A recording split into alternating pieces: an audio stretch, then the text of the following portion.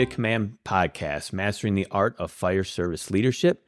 My name is Kyle Matusik, and my co-host Carrie Henderson is with me today as well.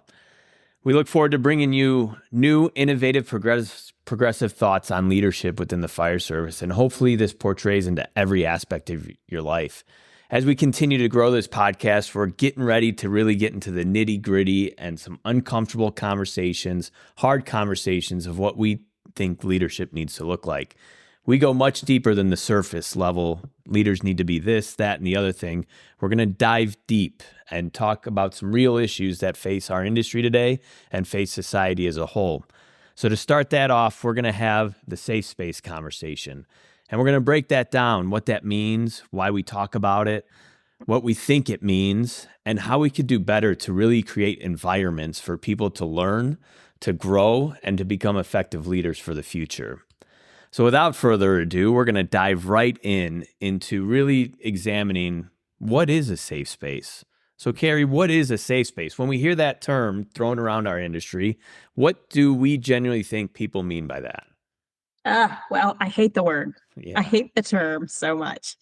And so you and I have talked about safe space, and part of what I wrote about in my article is people judge people like us sometimes for talking about feelings and bringing in that whole conversation of you have to get to know people and you have to figure out what makes them tick before you give them, feedback and all that stuff. And people always say, oh, this is that huggy feely safe space that everyone needs nowadays. And so before we talked today, I looked up, I was like, what does safe space even have a definition? And I hate like saying, oh, here's the definition of this, but I was curious if there was really, what does it mean out there in the real world other than what Carrie thinks it is? And so the definition actually says it's free of bias, conflict, criticism, threatening actions, threatening ideas, and threatening conversations. So that was interesting to me because I think of safe space a little bit differently, but and like I said, the term, I think we need a new term. I think we need a whole new word for what you and I are trying to get going in our culture, because I think a safe space and a place where you have conversations with people, and a place where there's groups and things like that, you're never going to be free of bias. You're never free of conflict. And you're never free from criticism, nor should you be. But you should be free from threatening actions, threatening ideas, and threatening conversations. So I think that's where we're trying to get, right? We're trying to get into a place not where you're safe from ever being given feedback, or you're safe from ever hearing that you need to do a better job or that you need to step up your game. But what we're talking about is taking into consideration a whole lot of things about yourself and about other people when you're trying to have tough conversations with them. And so that's safe space in a nutshell for Carrie. Yeah, when I look at it, it always seemed like this word to throw out and kind of deflect from kind of the real issues that are going on in our world and within our industry. So it's calling out people for needing certain things, which, on the surface of that is kind of ridiculous, and if people need something, we as leaders should be providing that type of environment. And I think you hit it right on the head saying that, this isn't a place where we can't have the hard conversations and we can't tell people, you need to do better. But it's also having a plan and understanding the whys behind it all. It's interesting going through, being in the industry and seeing changes happen. And, we're going to get into talking about emotional intelligence. And I just wonder, are we getting people to come into our industry that are more emotionally intelligent than we were and that what we were brought into? Because as you said, we came in and we didn't talk about feelings, emotions, nothing. We did a job. And that was it. That was it. We did a job and we came back and we got ready for the next one. And there was no talking about it. And regardless of all of that, what about our personal side, and how does our personal life affect the job as well, and our emotions and our feelings, and how does that make us perform, and how does that make us around the firehouse? And, as leaders, how can we better understand what a safe space is, and if we can provide that? Because we look at the alternative, right? And, I call it the not safe space, and that's what we're living in now. And is it working? That's my question. We look at, when we go on the fire scene, there's three things we as bosses, company officers, incident commanders, we look at, what do I got? What do I need? And is it working? And if it's not working, what am I going to do to change it? And then again, it's what do I got? What do I need? And is it working? Well, my question is the not safe space that we have, is it working for our industry today? And the way I look at it, it's not. And we see things like increase in mental health issues and suicides within our industry. We see things like recruitment and retention problems. We see, cultures that are destroyed within organizations. So it's not working. So we got to address it. We got to realize that it's an issue, why it's an issue. And hopefully that's what we're here to portray to our audience today. Like, why is it an issue, and how can we turn around and flip the script and start having a safe space that really works, and understanding what that means with performance and how we can raise standards through that, instead of, thinking what people think a safe space is. Yeah, I agree with that. And when I came into the fire service 23 years ago, I started as a volunteer, and then as a paid firefighter. And back then it was definitely leave your feelings at the door. You walk into this firehouse, and I don't care what's going on at home. You better check that and get your stuff together, and let's go to work. Okay, that sounds great in theory, and I tried that. I tried that really hard. But if you've got something pretty significant going on in your personal life, how hard is that? And you could probably shut that off for periods of time, especially on, emergency calls. Maybe you can't. And to me, that's part of the deal too. But 24 hours in a firehouse, and you're expected not to think about you're going through a divorce, or 24 hours at the firehouse and you got a really sick kid at home, or a dying parent, or whatever it is that you've got going on. That is not realistic, and we should not expect that of people. And if that means that we develop a safe space, I don't care what we call it. Right. That's compassion, and that's being a good human being, and being a good coworker or supervisor, or whatever that is. And that, I think, is changing. I think that is changing, but the culture of saying hard things to people without any research, or I don't even know how to say it, but it's, the culture of the firehouse is, I'm going to tell that person how they're doing, and it may not be how they need to receive it. And I'm going to tell that person they need to step it up, or they need to do this, or they need to do that, without any consideration to why the behavior is taking place in the first place, and what, and it may be that person is just not fabulous at this job, and that happens. Mm-hmm. And you need to tell them that, but in a way that they receive the feedback, because the goal is always in feedback that a behavior's changed, right? Yep. It's not that I get a gold star because I was willing to have a hard conversation and tell this person they suck. It's, hey, I need to have a hard conversation with you, but I've thought about, or I've tried to think about all the things that led up to where we're at right now. Did you have the right training? Is there something going on at home?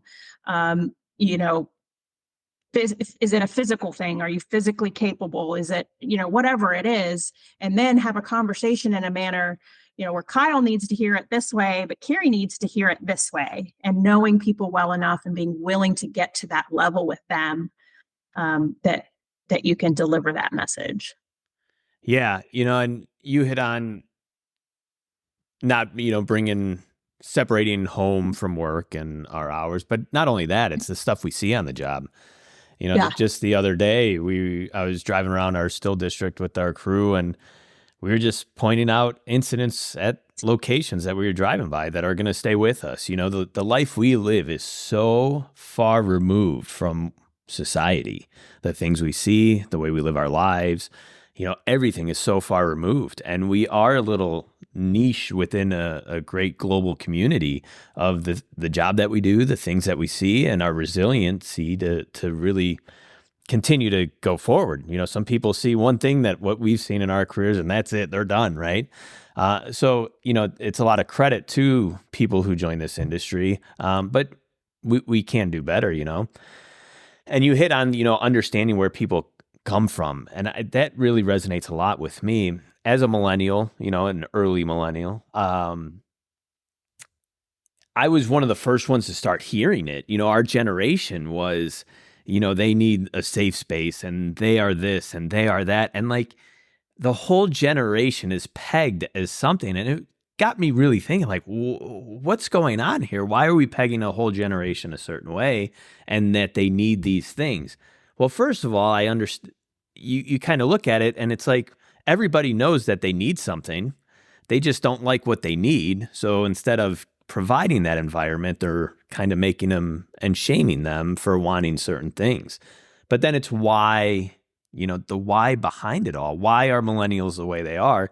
And there's been plenty of articles out there, and the way we were raised, and everybody got a trophy, and latchkey kids, right? Just be home at a certain time.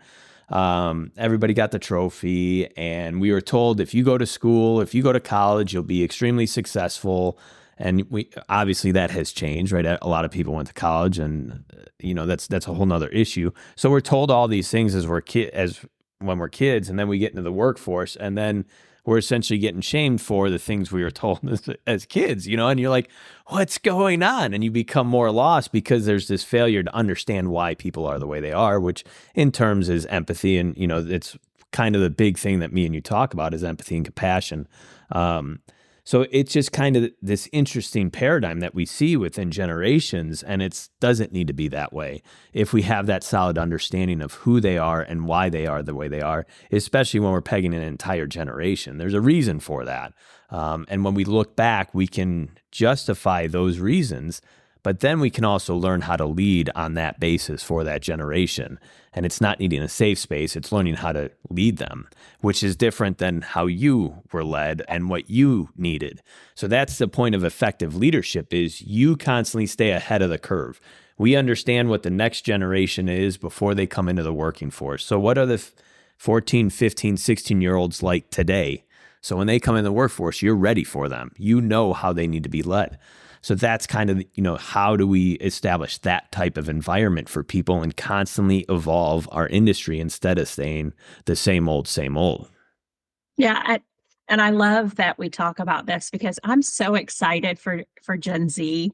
They like every generation that comes out, every generation's got a bad rap, but Gen Z, they've got some super cool qualities. And I think they're going to be what the fire service needs for recruitment and retention, because they really want to make a difference in their communities.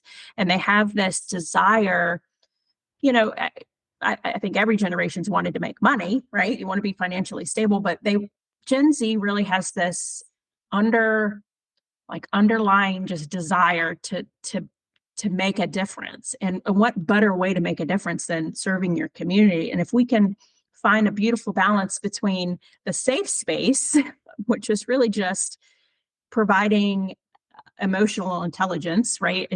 Or learning emotional intelligence and providing what they need and what all of us probably at a basic human level need. And I think we'll be able to recruit that generation and retain them, and it can be beautiful. So going on that, I want to ask you, so why do we peg emotions as needing a safe space? Why do we discredit people because of their feelings? And then, essentially we shame them. And I'm speaking in generalities. I understand it's not everybody out there. And then we shame them further for feeling a certain way and needing certain things. Why are we doing that? I think when I came in, that was a generational thing, right? Like I talked about, but uh,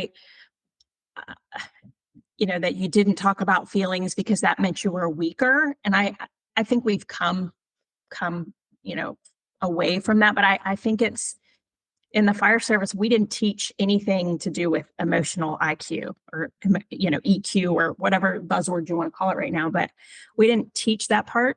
We didn't teach people skills. And I think the military and private sector has come along before us, and we can learn from them and what people need in the workplace and at home, that kind of stuff. So I think it's just a we're a little bit behind the times in that. And I think it's happening. I think there are people like us out there, and people are talking about it slowly.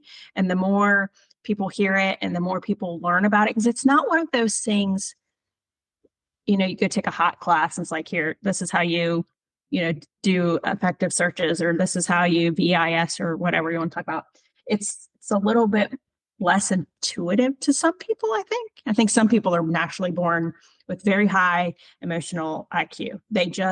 They're very empathetic, very in tune to people's reactions to what they say, and it comes very naturally. And I think some people, it just doesn't. And I don't know if that's nature or nurture for them. But you can learn it. I think you can learn it, and maybe some people will never be fabulous with emotional IQ, but you can become aware of the fact that what you say matters and how you say it matters even more. I love to tell people you can say anything to anyone. It's just a matter of how you say it and how you deliver that message. So I think talking about it, getting the message out there, I think that's the answer. Yeah, I think, for me personally, I can honestly say I probably had zero emotional intelligence, through my military career and starting in the fire service. It was rub sand on it, grind. This is my life. This is who I am. I wrap myself in every aspect of the job. And if you weren't that, you weren't worth anything, in my opinion, right? And I don't care how you feel. I was kind of that mentality. And, as I spoke my story, our last episode, if you haven't heard that, go back and listen, that really changed me. And I pulled up this quote I found by Bill Bullard, who is an author, and he said, opinion is really the lowest form of human knowledge. It requires no accountability, no understanding. The highest form of knowledge is empathy, for it requires us to suspend our egos and live in another's world. It requires profound purpose larger than the self kind of understanding. And I read that and I was just like blown away. I was like, that's totally it, and I lived on both sides. And I thought that opinion was really, and my knowledge and all this stuff mattered more when I had zero emotional intelligence and I could not, connect with people on a human level. So when we look at, people, the older folks within our industry, and we look at, regardless of their generation, and we compare that quote and we apply that quote, do you think that it's just this generation, the older folks within our industry, that are scared to get emotional, so they deflect and they point the fingers at them?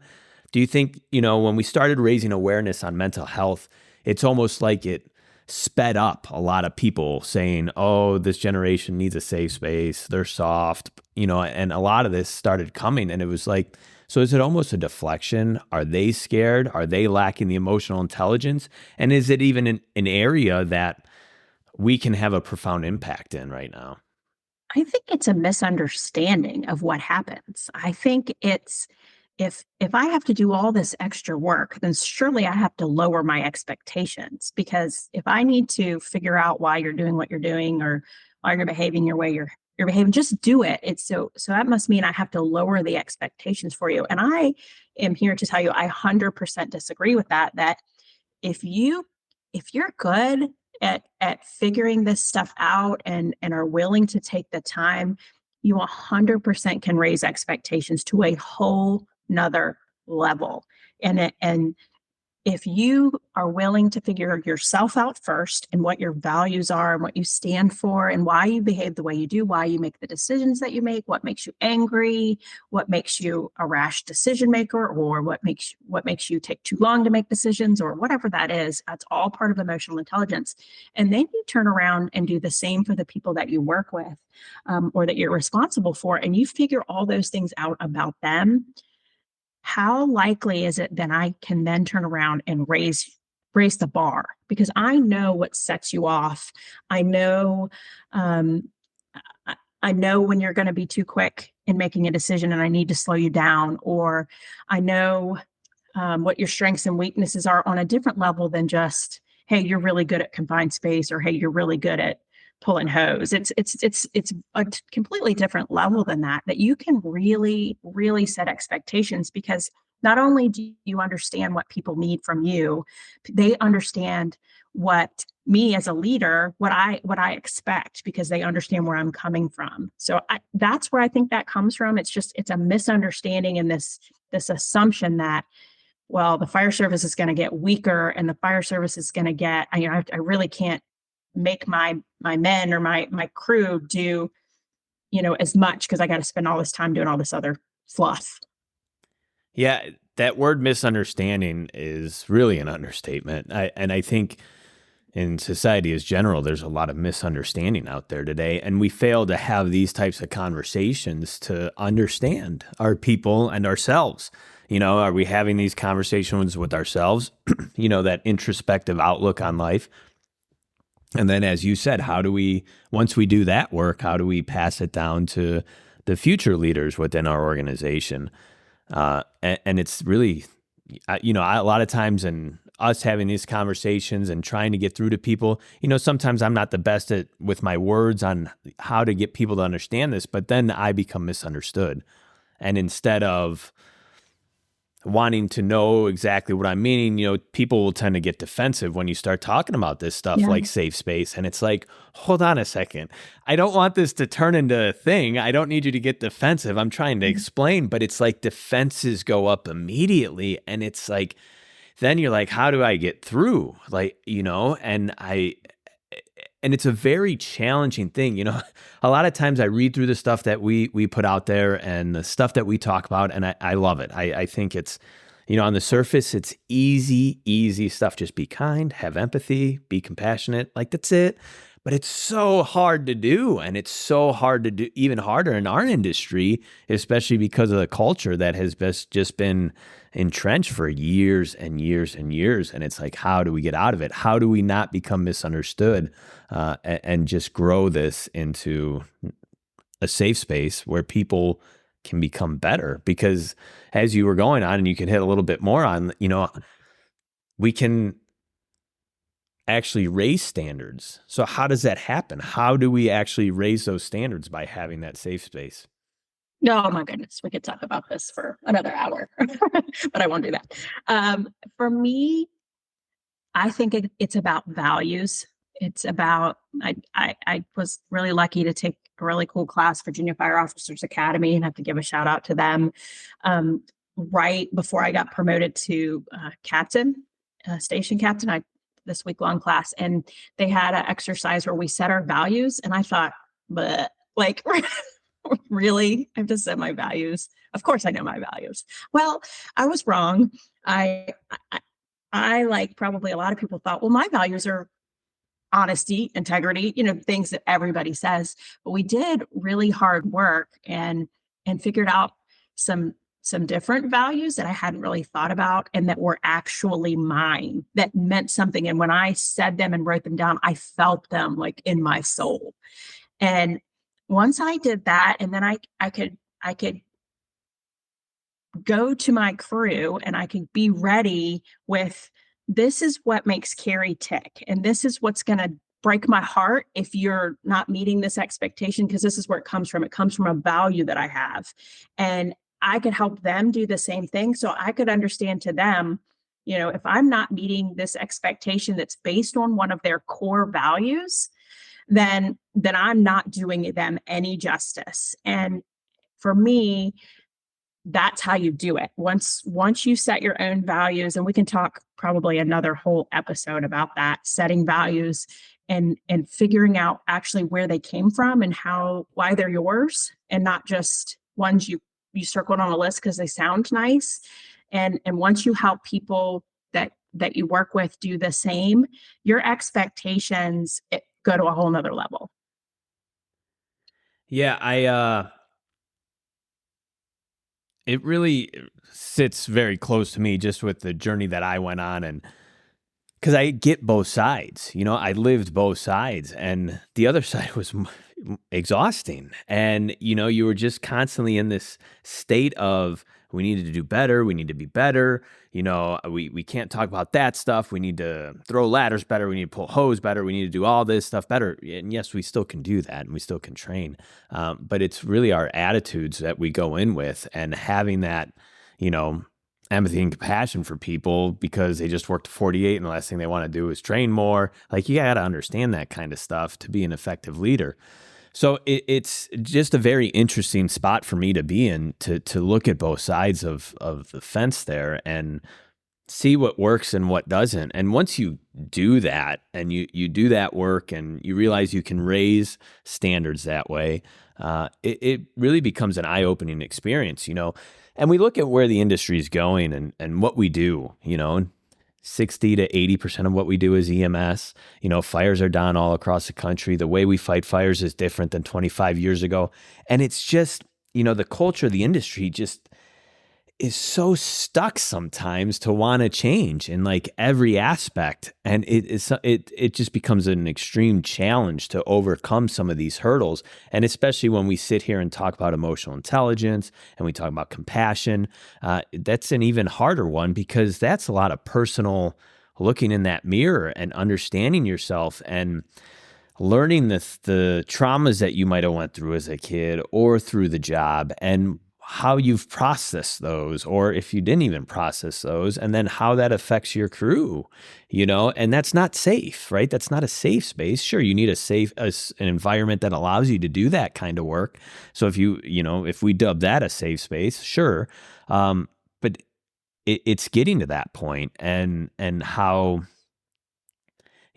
how do we provide that environment? And a lot of times for me, it's like looking forward, not even the younger people. I remember when me and you spoke at Texas last year, and we had a younger audience, and I remember the younger people, like, they were feeding me up there, when you go and speak, and they were just engaged and they loved it. And I was just like blown away. So there's a lot of hope for what's coming in, but it's not to say that it's like, well, just because you've been on 20, 25 plus years, we're just going to throw you to the wind and just wait until you retire. And so we can move this industry forward, because you still have to get through retirement and all that other stuff. So you still can do the work now. But it's that breakthrough, like, how do we actually get there? Yeah. And I still catch myself, I talk about this all the time, but I still catch myself going, what the heck is wrong with that person? All right, and I just want to get on to them. And it's like, why are they? And they're like, oh, wait a minute, hang on. Yeah. Let's think about this. And sometimes I have to go put my foot in my mouth, or, Right. pull my foot out of my mouth and say, I'm sorry, I came down on you so hard. Like, let's talk. And but, It, like I've said, it doesn't mean that at the end of the day, you've spoken to someone 10 times about the same issue, and you've worked it from every angle, and you've tried your best, to figure out, all the ins and outs of what's going on, that sometimes it doesn't work out, right? yeah. And Right. you deliver that news in a way Yep. that the best you can, but yeah. Yeah, so it's always good, when you're going through these changes and those situations that for me, it's, we'll say old Kyle wants to come out, having that friend or colleague where I could be like, hey, I need to go vent real quick, and I could let old Kyle out, not in front of the person I need to talk to, but in front of somebody who trusts me and understands who I am. And so, like, I could get that out and I'll be like, all right, let's regroup and let's build and grow. So it's important for us as leaders to have a team of other leaders that we can support each other in this, and we can help each other in this as we travel down this road. When it comes back to effective leadership, it's about having a group of people to help you along the way, because we can't do this all on our own. So as we kind of start wrapping this up, if you had to, I'm going to put you on the spot. If we had to rename Safe Space, what would it be? Uh, that is tough. I would let's just call it's just emotional intelligence, or EQ. How about let's just call it EQ, because that's what it is. It's Yeah. not it's just an environment of emotionally cognizant people, Yeah. that are willing to look at the emotion of the situation. And I would challenge those that use that term, because I used to, if you're using that term, fine. But look at yourself. Like, why? Why are we using that? What are the people really asking for, and what do they really need? And can you provide that? Because that's what we do as leaders. How do we provide what people need in order that we serve our customers, right? That we go out and we do an excellent job. We raise our standards. We're always professional, and we have a physically and mentally resilient crews that work with us on a daily basis. That's our goal. We want to provide that every single day. So as leaders, that's what we have to do: provide the environments for people to learn and grow.